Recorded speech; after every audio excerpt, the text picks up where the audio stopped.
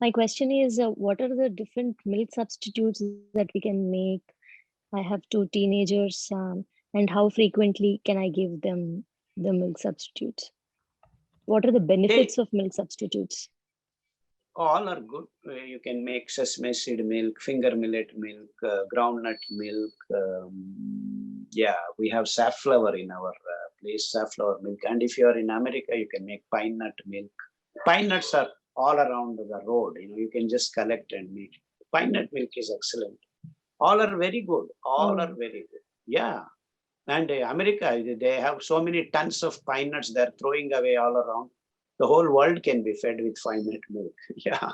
So they're wasting. I mean, the people are funny in America. They are drinking the stupid steroid milk and leaving the most natural pine nut milk. Such a wonderful substitute that is.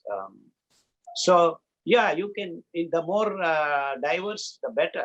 And yeah, so how frequently can we give them?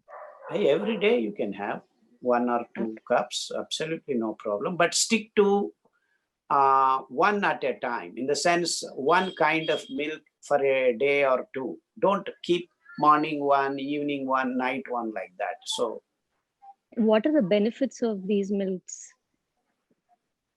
the first thing is that they give you prebiotic condition, because most of the milk gets into, some of it gets into curds because we have lactobacillus in our tummy, and calcium and many minerals, and each one, groundnut milk has a fantastic protein mix, and all, its range is very different, and sesame seed is excellent, and it's very good for many different dimensions.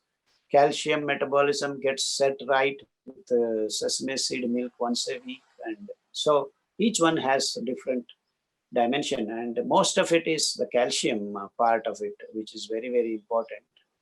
And yeah, all the milk, that is vegetarian milk, has got an absorption capacity. Your body can absorb 1,000 times better than any animal milk, calcium, especially calcium. So go ahead and indulge yourself. Thank you, doctor.